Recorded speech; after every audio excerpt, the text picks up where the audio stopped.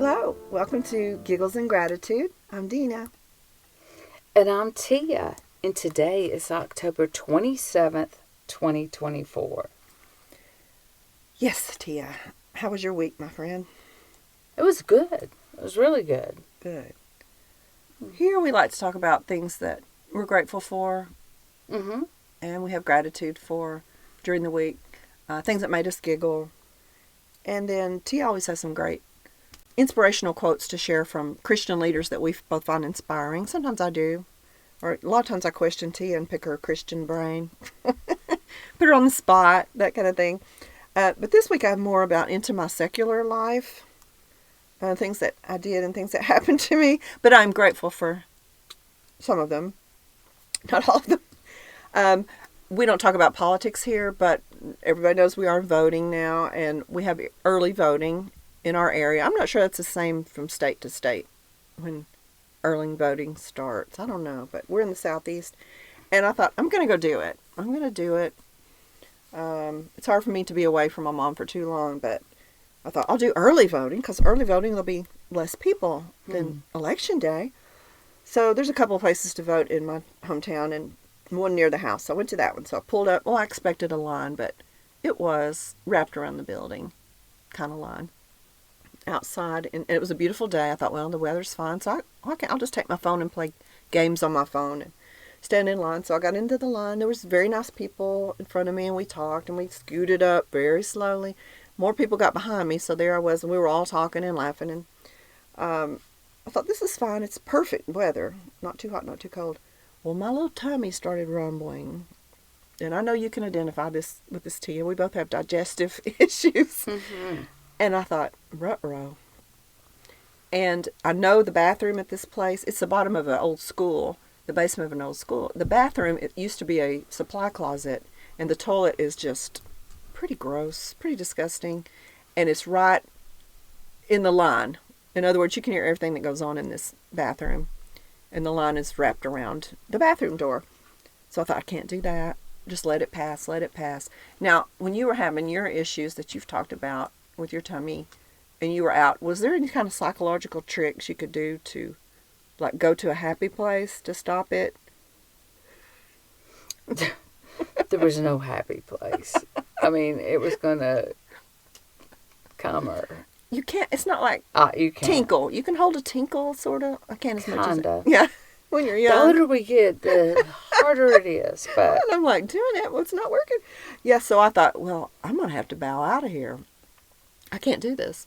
So I thought maybe I can go to a restaurant and go and come back. But I was like, well, shoot. My mom just texted me and looked down at my phone. I've got to go home. There was no sound on my phone of a text or anything like that. I just looked down and, because I had become friends with these people around me, they were like, oh no, we're almost into the building. No. And I said, no, I've really got to go. So I had a long way to walk to my car. And you know how you're trying to walk and it makes it worse when you walk. And I jumped in the car. I made it home because home was close enough. But I thought, I'm just not going to go back. I was discouraged. And I thought, well, I've got more days I can do this. Next day, go out, get in line, actually get into the building. The same thing happens again. I leave. That was even more awkward.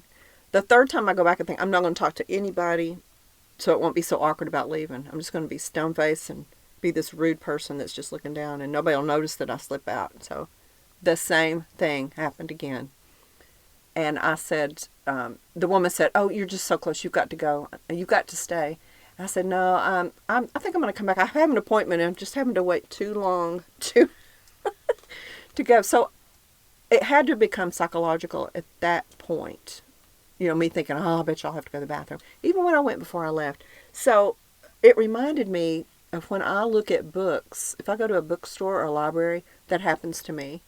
Do you have any weird thing that you do that always triggers your body to do?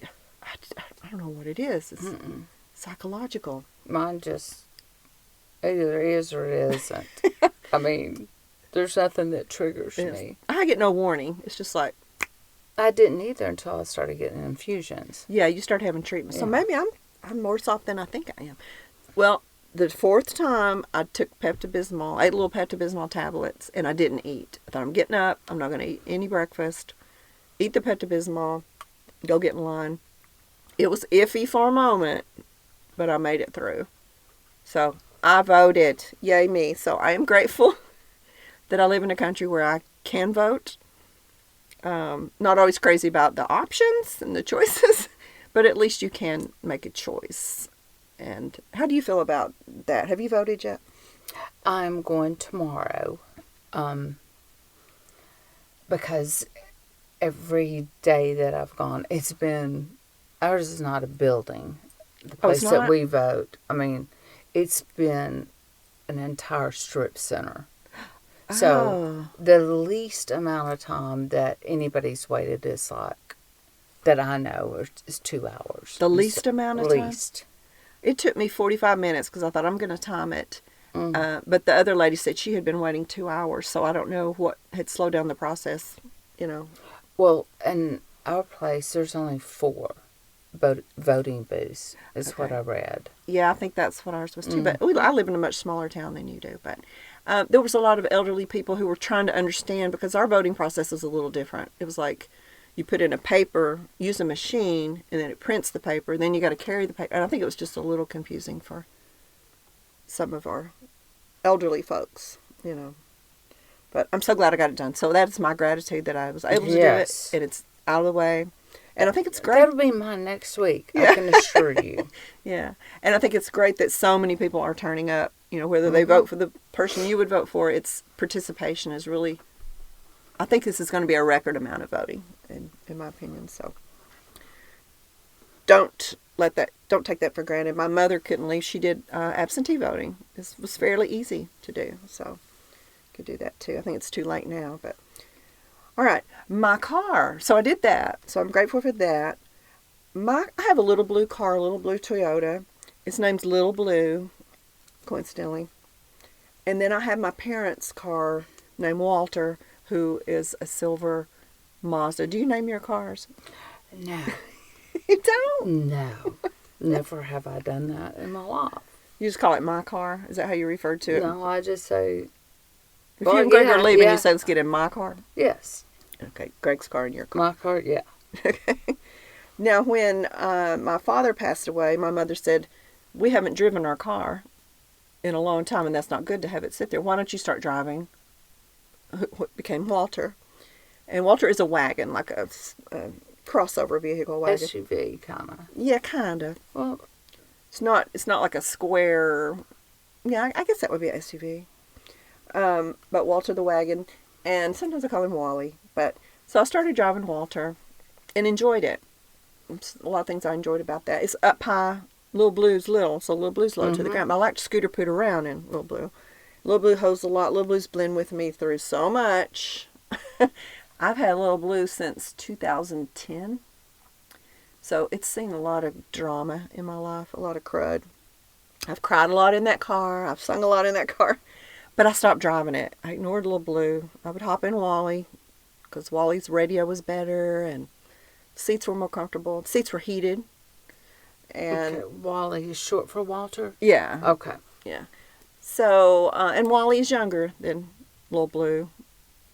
And, you know, younger men are just more attractive. Anyway, not taking this too far.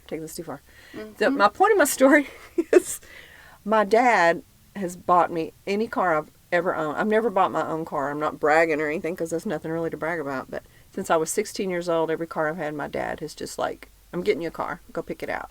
Because that's the way my dad was. And he did it for other people in our family too.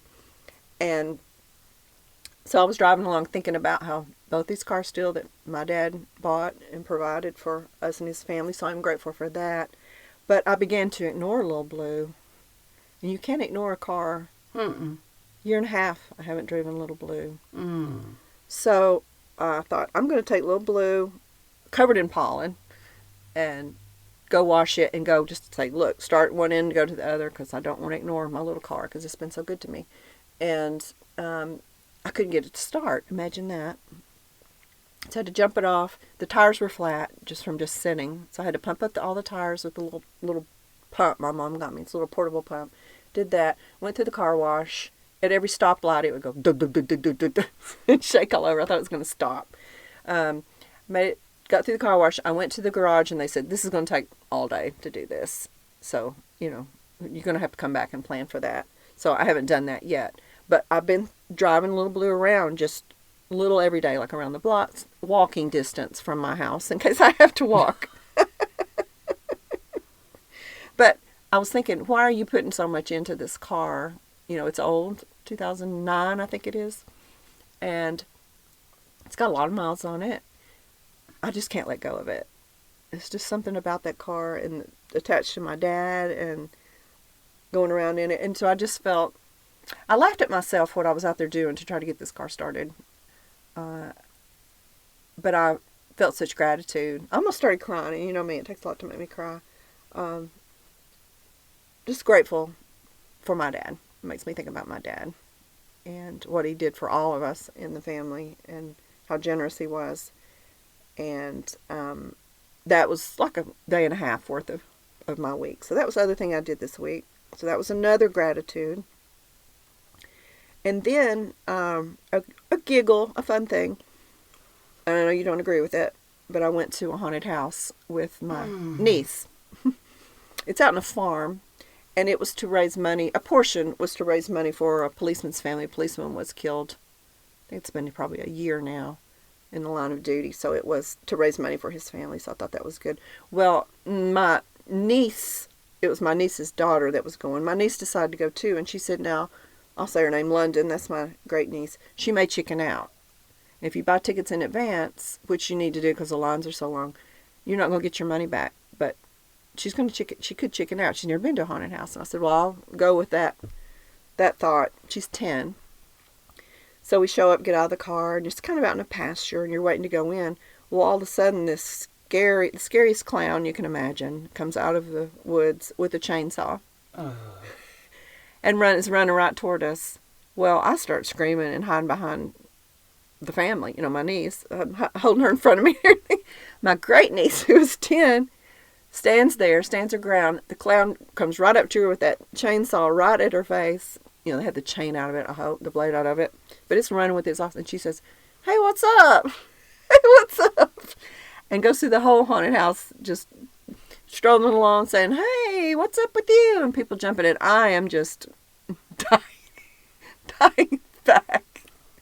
Wow. So that was my giggle at myself, I guess, that at my age, it scares me to death. It scares me to death. That's why I don't go. Yeah, I kind of like to. Kudos to London. I know. No, I mean, she is my hero right now. Yeah, and they were kind of confused. The clown was looking at her like, what? Hey, you're supposed to be running. You're supposed to be screaming. They had all this Freddy and Michael Myers, all the Scary Movies characters there, and they were just all surrounding her trying to scare her, and she was just like strutting along.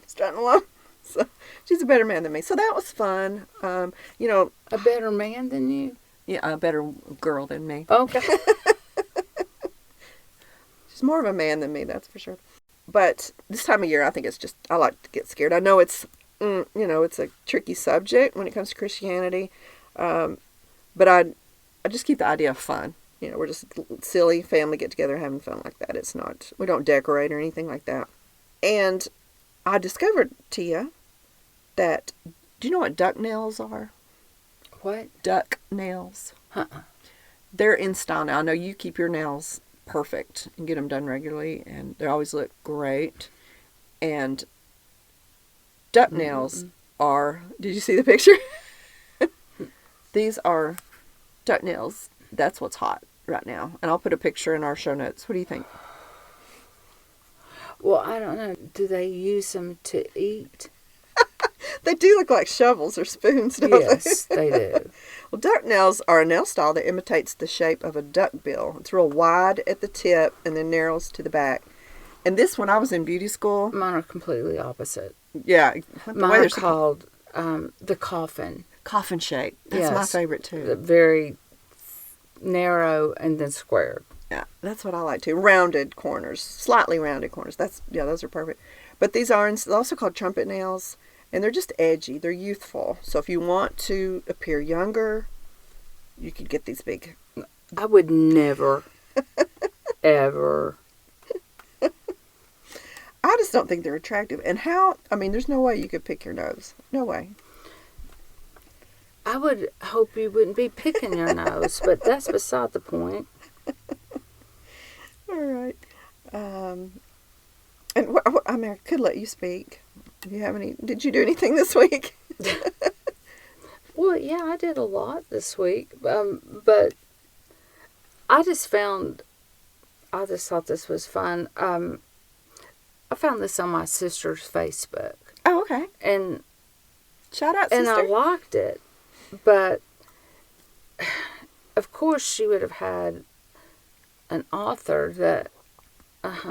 This is the author's name, and I actually looked up how to pronounce it. And it's Shunichi Kawaguchi. Well, I'm just going to take your word for that. Okay. Well, I'll show you what. But yeah. Okay, and this is what it says. Because the title of the quote, whatever poem, that's not a poem. Quote is "Before the coffee gets cold." Okay. Have you heard it? No, I haven't. Okay. Don't leave anything for later. Later, the coffee gets cold. Later, you lose interest. Later, the day turns into night. Later, people grow up. Later, people grow old. Later, if life goes by. Later, life goes by. Later, you regret not doing something when you had the chance. Life is a fleeting dance, a delicate balance of moments that unfold before us, never to return in quite the same way again. Regret is a bitter pill to swallow, a weight that bears down upon the soul, with the burden of missed chances and unspoken words. So, let us not leave anything for later. Let us seize the moments as they come, with hearts open and arms outstretched to embrace the possibilities that lie before us. For in the end, it is not the things we did that we regret, but the things we left undone, the words left unspoken, the dreams left unfulfilled. That's great. I thought that was really pretty. As a procrastinator, I could take heed to that. Okay, that's the name. Okay. Yeah, I agree with how you pronounce that. Well, no, I looked it up. Oh, you did? No, of course I did. Yeah, y'all need to look at that to give them credit. Yeah, I mean, it's always you want to wait for the ideal situation. Time's not right to do this. You know, people say like with kids, if you wait for the ideal time to have kids, you're never going to have kids, you know? Right. So I think that's something we all can remember, especially me, because I am a procrastinator. I'll do that tomorrow. Fiddle-dee-dee. Tomorrow's another day. Fiddle-dee-dee. Why put off till tomorrow what you could do today? Yeah. And mine is like, why put off till tomorrow something you can do next week? Okay, wow. It's not good. I'm not advising it. I'm just recognizing it. Okay, good. And you know, Tia, you finished up your series about Revelation, what that's going to look like when Jesus returns, all that, the last 6 weeks, and hopefully people followed along. And there was a great book by Max Lucado to follow. Are you doing anything new, or are you just kind of keeping it light this week? Or I'm doing a Bible study, and it's, I forgot the title, but it's like the balance of life, you know, trying to balance your body and your mind, your soul, your spirit, everything, all at the same time. We could all use and that. So I just started that. And then, regarding Revelation, found out that Dr. Jeremiah's got a book coming out, The Golden Age. And he explained that thing, but I'm going to listen to it and get his book and read more on it, because he just kind of explained it a little bit more in detail. It'd be interesting to see how they compare. Coincide, yeah, how it's like the attitude, the vision, Well, Dr. Jeremiah is 88, I think, and Max is, 70s, something. So, I don't know, we'll see. Yeah. I mean, I don't think you can ever read enough, research enough, learn enough, get inspired enough. We're learning every day. I think you have to do that. So it's not like, well, I got that down. Revelation next. Mm-hmm. I'll pass that quiz. Yeah. Because I don't know. I'm with you. I don't think you can ever learn too much. And I think that the more you chase the knowledge, the better person you become. Mm-hmm. I think God reveals things to you when he sees that you're opening your mind and your heart and search. What's the word I'm trying to think of? Pursuing him. Mm-hmm. Pursuing the knowledge that he's given us. And I see it a different way. You know, we do the Bible recap every year with Terry Cobble, and every year I forgot that happened, or I don't remember hearing that last year, or, you know, it just never gets old. Never. The Bible never gets old. Mm-mm. Well, can I give you some quotes that I found? Because our preacher this Sunday, that's how I found them. Have you ever heard of Paul David Tripp? I think I have, but I can't place why. He's got some really awesome. Is it two-piece, Paul David Tripp? Paul David Tripp. Two-piece, okay. Mm-hmm. Okay. It is two-piece. Okay, you said, is it a two what? Oh, sorry. Okay. I always like to give him credit. Well, absolutely. Okay, you tell me what you think. Okay. God never intended for us to simply be the objects of his love. We're also called to be the instruments of that love in the lives of others. Yes, I totally agree. Totally agree. I mean, there's a reason why you're still here. Mm-hmm. That's what I've been told. You know, once you give your life to Christ, to God, and you're a Christian, there's really no point for you to be here anymore if you're not sharing that with others, sharing the gospel with others, and, you know, doing good deeds for others and showing love to others. And people are kind of like, what have you done for me lately, God? You know, I've had people say that kind of to me, you know, like, well, why is everything going bad now? You know. Really? I think God loved me, and why am I having these problems now? And that's kind of not the point, is what are you going to get from it? I think as long as you've got breath in your lungs, God's not finished with you. He can still use you. Right. You're here for a reason. Right. Absolutely. Okay, ready for another one? Mm-hmm. We forget that God's primary goal is not changing our situations or relationships so that we can be happy, but changing us through our situations and relationships so that we will be holy. Yeah. It's just what you just said. So that's what I need to say to the people that say that to me. Let me read you. We forget that God's primary goal is not changing our situation or relationship so that we can be happy. Right. But changing us through our situations and relationships so that we can be holy. Just those people that say that to you, say, are you holy? Yeah. Are you holy yet? God's still working on you. Yeah. That's why everything is in disarray, because he's trying to make you holy. Yes. Hold on. That's great, Tia. I love that. I've got to memorize that. Okay. All right, I'll send it to you, and then you put it on the refrigerator, I can't remember anything. It. Yeah. So if you're not happy, so when they say, I love God, I do everything I think I'm supposed to do, I thought God was the answer to everything, why am I not happy?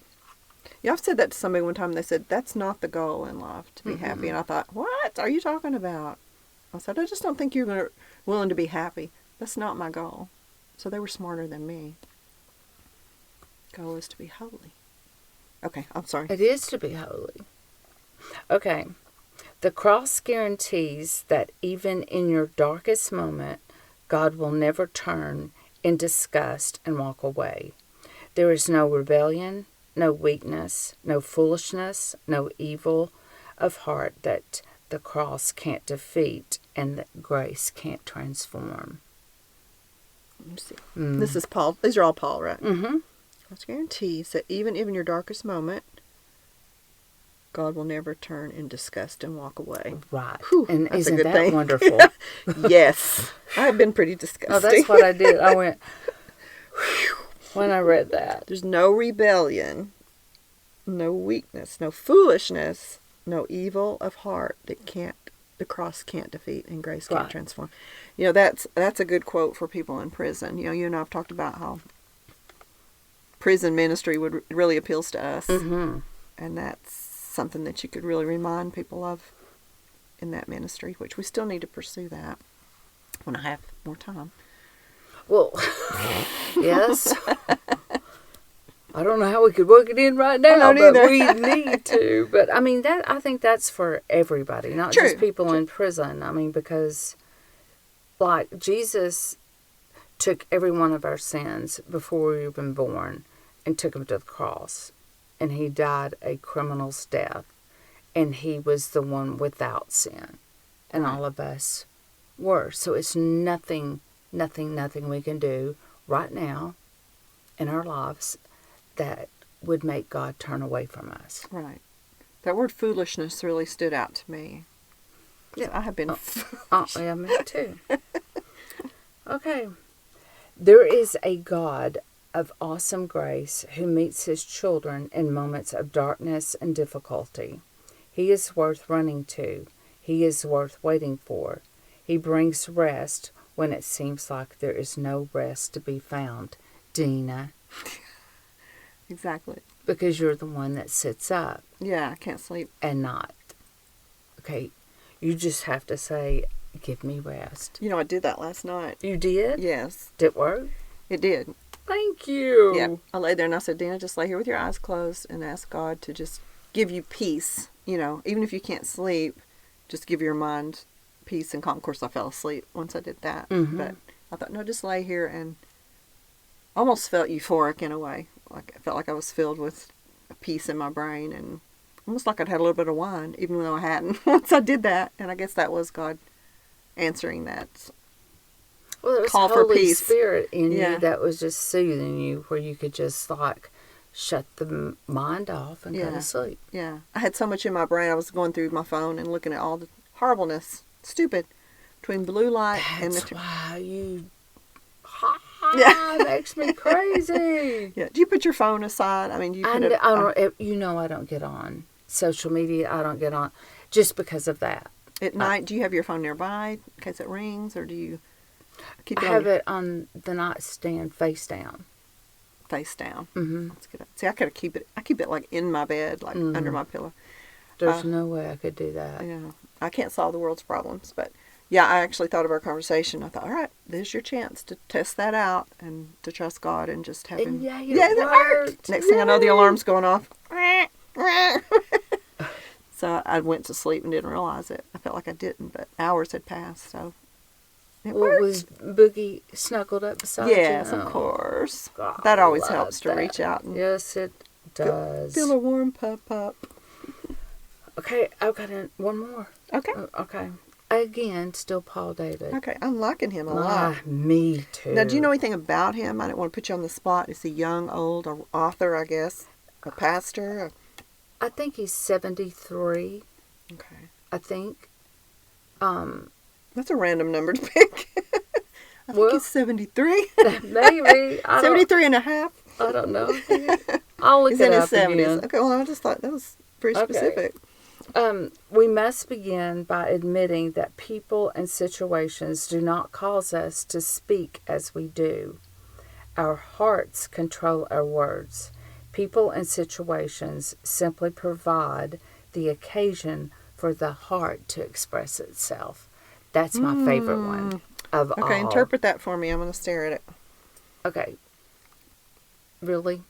It's not the people and situations that cause you to say things. It's what's in your heart and how you react to things. Right. Because what is in your heart is going to come out of your mouth. Right. Always.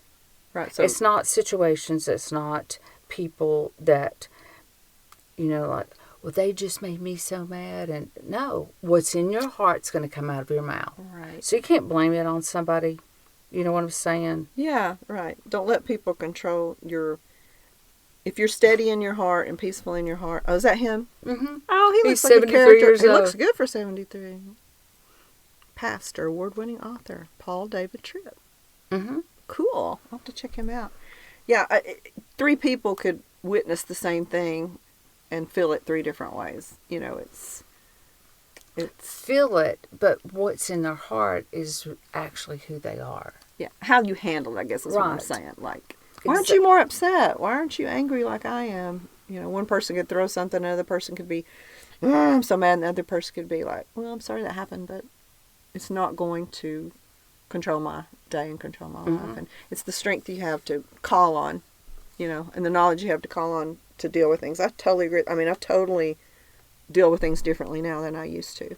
I used to get more angry. Yeah, more emotional, and what are they doing that to me for? And why don't they like me? Or what? I know I got a long way to go, but I am at peace with who I am and feel confident in my beliefs, that I can't be swayed from certain things. You know, you feel like, no, I don't think, maybe they're right. Maybe I should do, and I'm always open to somebody giving me advice, but when you're steady in your belief, nothing really matters. Nothing of the ick matters to you like it used to.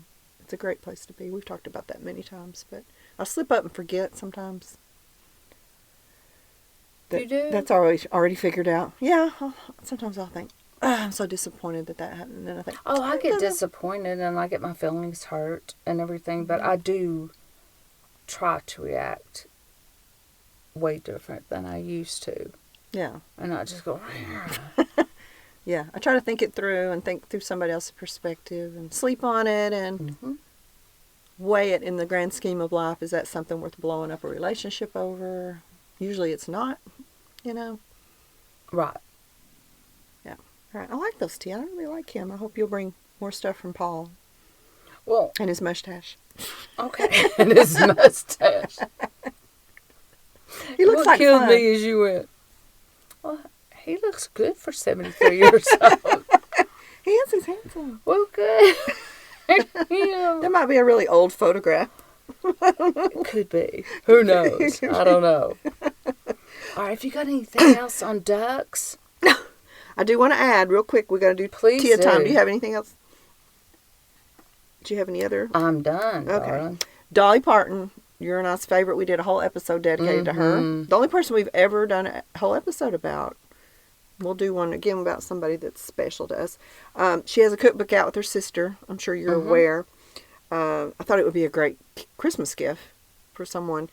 Even if you don't cook that much, some people collect cookbooks. And it's called Good Looking Cooking, A Year of Meals, A Lifetime of Family and Friends. I just discovered it reading an article about her. And I thought, what? She's got a cookbook? You didn't know that? Uh-uh. Oh, wow. I'm sorry I didn't tell you. Well, I saw an interview with her and her sister. Yeah, isn't her sister pretty? They look a lot alike, don't they? Yeah, but that's her youngest sister. Is it? Uh-huh. They look beautiful. the same age. Yeah. I mean, look at them. They look like twins. Rachel, I think is her name. Yeah, Rachel Parton George. And they said that Dolly sings, hey, good looking, what you got cooking? When she walks into her sister's kitchen. And they're both really good singers, too. Oh, she sings, too. Absolutely. How would you like to be a singer and your sister be Dolly Parton? You'd be like, never mind. She's got that down. But she does sing with them sometimes, doesn't she? Like her family used to sing when didn't her brother pass recently? Randy, I think.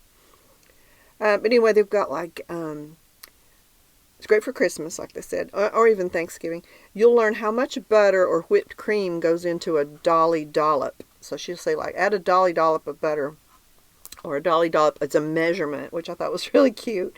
And some of the recipes, of course, they're going to be comfort country food.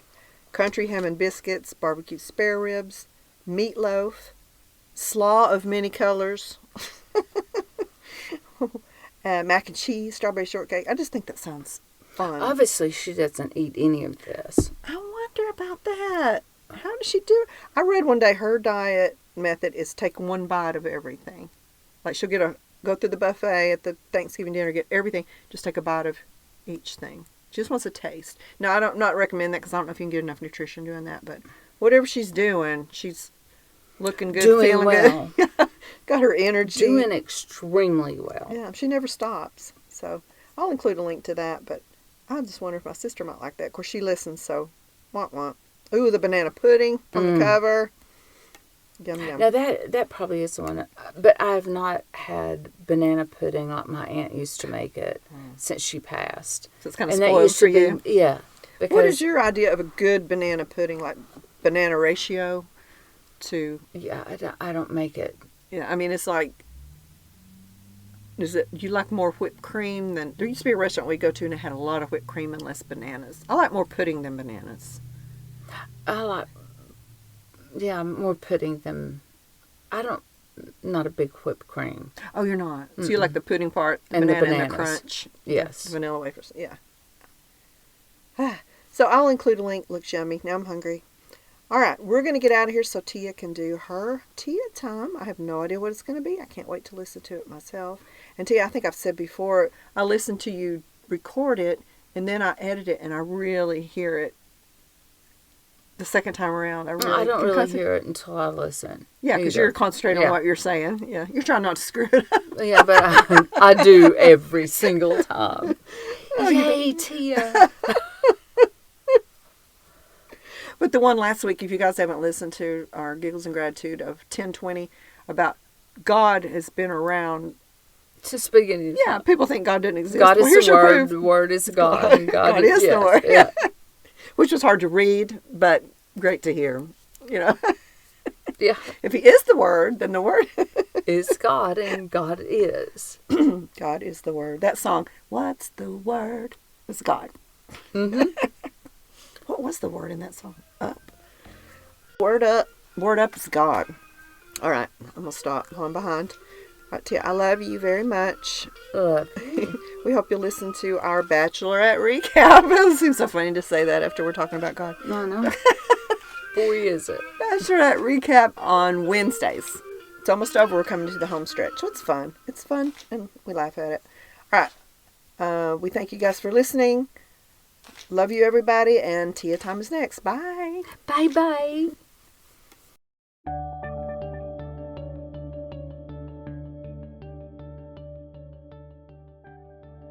Hello, and welcome to Tia time. Today's is from YouVersion, and the title is Hold On to What's True. Reading Scripture is vital to our intimacy with God. God's Word is our weapon. It's alive, active, and sharper than any two-edged sword.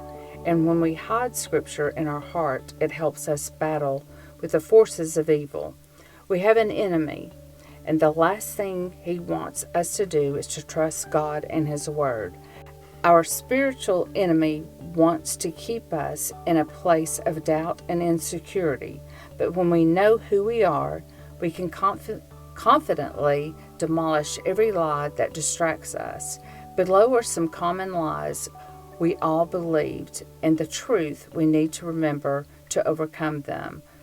Lie we believe, I am a failure, and I can't do anything right. God's truth, I may struggle, but I can do all things through Christ who gives me strength. Lie we believe, if God cared, why would He let these hardships happen to me?